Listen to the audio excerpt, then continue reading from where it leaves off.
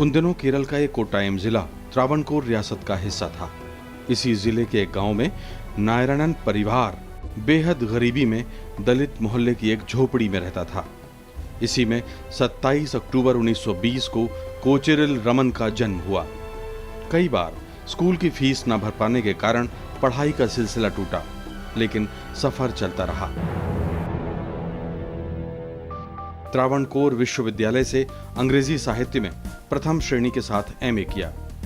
पढ़ाई की भूख खत्म नहीं हुई थी, लिहाजा लंदन स्कूल ऑफ इकोनॉमिक्स में अर्थशास्त्र पढ़ने चले गए। लौटे तो त्रावणकोर यूनिवर्सिटी में 23 साल के नौजवान प्रोफेसर बन चुके थे। प्रोफेसरी करते करते पत्रकार बन बैठे। हिंदू और टाइम्स ऑफ इंडिया के साथ काम किया। इस बीच देश आजाद हुआ तो प्रधानमंत्री जवाहरलाल नेहरू के संपर्क में आए। नेहरू जी के कहने पर भारतीय विदेश सेवा ज्वाइन कर ली। ब्रिटेन, ऑस्ट्रेलिया, टर्की, चीन, म्यांमार, अमेरिका और थाईलैंड समेत अनेक देशों में भारत के राजदूत रहे। 1979 में उन्हें जवाहरलाल नेहरू विश्वविद्यालय का कुलपति बनाया गया। 1984 में उनकी राजनीतिक पारी शुरू हुई। केरल से चुनाव जीतकर लोकसभा पहुंचे। देश के योजना, विदेश, परमाणु ऊर्जा, अंतरिक्ष कार्यक्रम और औद्योगिक अनुसंधान जैसे महत्वपूर्ण विभागों के मंत्री बने।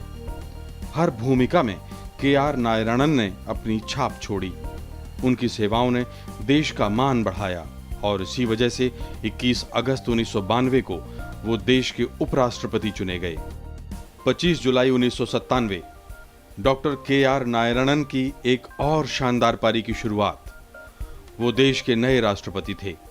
इस दौरान भारत ने अपनी आजादी की स्वर्ण जयंती मनाई, लेकिन देश की राजनीति में एक बार फिर अस्थिरता का माहौल भी नजर आया।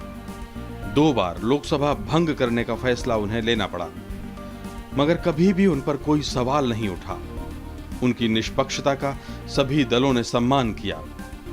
कार्यकाल पूरा करने के बाद उन्होंने शिक्षा पर एक बार फिर अपना ध्यान केंद्रित किया।